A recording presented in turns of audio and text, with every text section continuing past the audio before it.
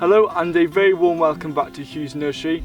Now about a year ago I made a video called Growing Potatoes the Lazy Way, which is where you had a site like this, you put the soil, you literally place the potatoes on top of the soil and then you put a load of hay or straw over the top. And that's been really successful, over 600,000 views.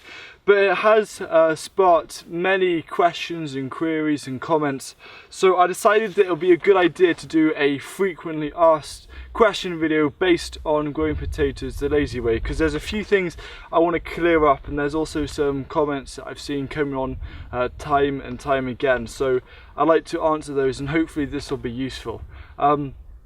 So I've got about 8 different questions that I've picked out. The first one is, should you use straw instead of hay because of grass seed? Now this is a really valid question, because with hay, especially if you cut it late after the wild flowers have seeded, yes, you will have seed in the mixture. Now we're using hay quite a lot here in the vegetable garden, basically as a mulch.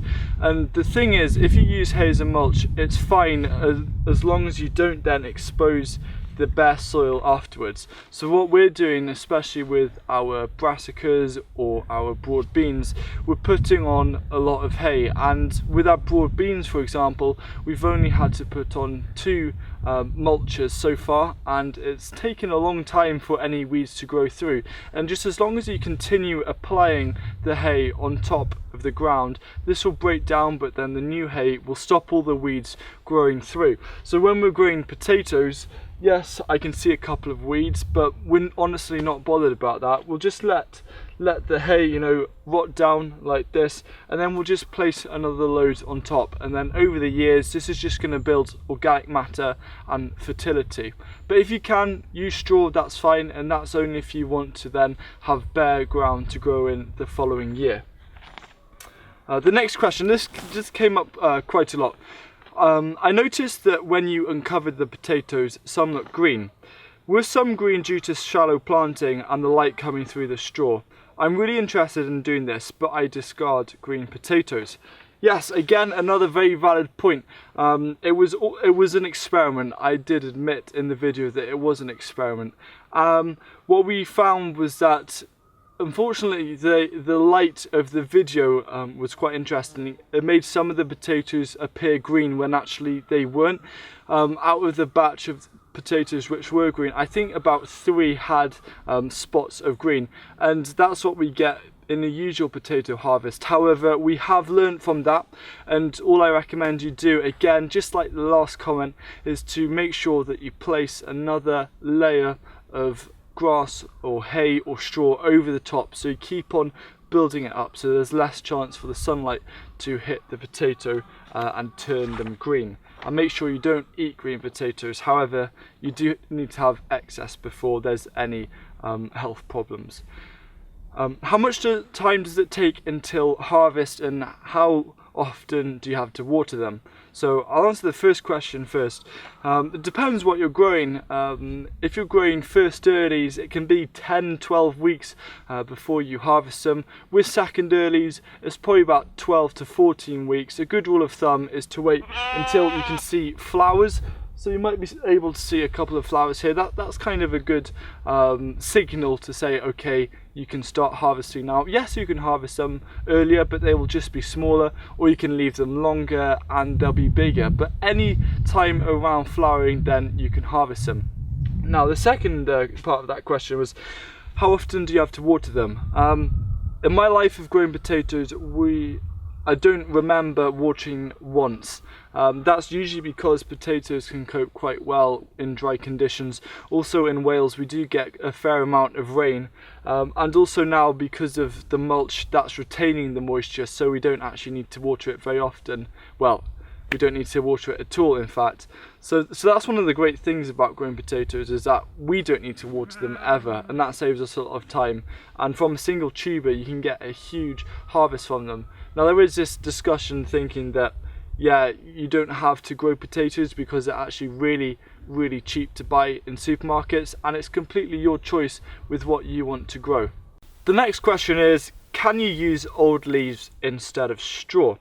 Yes, I'm pretty sure you can give that a try. Again, it's all an experiment. We were just going for it with hay, and we're really pleased with the results because it was so simple to do. We've got another right in front of me here. We've got another bed where we're growing it the lazy way, and I'm sure you can use old leaves. The thing about leaves is that they can blow away really easily, so you might have to pile on quite a lot and see how that goes. Because with the hay, yes, it can be blown away, but as soon as you've had one rainfall, for example, in growing potatoes the lazy way, we did water them in right at the start just to make sure that the hay was compacted, and then it won't blow away. With the leaves, yeah, you might want to give it a water, or you might want to layer some different organic material, so it's almost creating compost on top of the potatoes as they're growing, so it's also feeding the soil that way. So give it a go and let me know how it goes. This is a funny question. Did anyone count how many times he said potatoes? Yep, I counted it, and in that video I said potatoes 21 times, and to be honest, I was expecting more. Where did the green potato stems go? Yes, this is a very common question, because it showed B-roll footage, or the stock footage of the potatoes growing, and then when it came to harvesting them, the stems had disappeared, and people saying that I'd faked it, and it was quite funny. There was some farmer who said, you know, I know it when someone is trying to have me on. Honestly, I didn't fake it at all, because the potatoes were quite well placed in the ground for starters, and it was the same bed. We get a problem with blight here, so that was something I didn't explain in the growing potatoes a lazy way video. Unfortunately, we get blight quite early on, so to save our potatoes we take off the stems. So if we notice blight at the top, we'll just cut it back, but then when blight really does strike, we'll just cut the stems off, so that means that the disease doesn't travel into the tubers. So that's why, and that's where all the green stems went. But next year we're looking at a potential couple of different potato varieties which are blight resistant and organic, so that should be exciting. What about hilling or earthing up? Hilling and earthing up does increase productivity. We still use that when we're using the traditional way of growing potatoes. We'll still hill them up using a rake, and you know, that just creates more space to grow more potatoes. When you're looking at first earlies or new potatoes, you don't have to hill them up, and growing it the lazy way, it is just that, it is a lazy way. It was an experiment, and we are really pleased with the results. So you can hill or earth up. You could maybe take away the straw, hill it up a bit, and then put the straw or hay back over the top. But again, it's all down to personal preference. There's no right or wrong, it's completely your choice. And the final question is, what was the other way of growing potatoes? Because it seems like there are quite a few people in the world actually already using the method of growing potatoes the lazy way. The traditional conventional vegetable gardening method is where you dig trenches about a foot deep or 30 centimeters deep, and then you line it with compost or maybe some well rotted manure, and then you plant the potatoes there, and then you cover the soil back in, and then you earth up from there.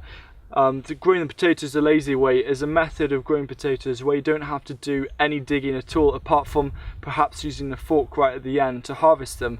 So again, it's just a very different way of growing potatoes, but we use both methods here, and it's all down to how much effort you want to put in and also how much you want to get out, because most likely growing potatoes a traditional way of trenches and then earthing up will give you higher yields. So it's all down to personal choice. Anyway, I hope this video has answered the frequently asked questions and has given you a better understanding, a bit more in depth, and I felt it was needed. And let me know what you thought about this kind of video format. I haven't really done something like this for years in terms of answering lots of questions, so I think I might bring this in a bit more, because I love seeing your questions, but I can't answer all of them because it would take up a lot of time, which unfortunately I don't have. So thank you very much for watching. Don't forget to give this a thumbs up, and stay tuned for some more videos teaching you how to grow your own food inexpensively at home.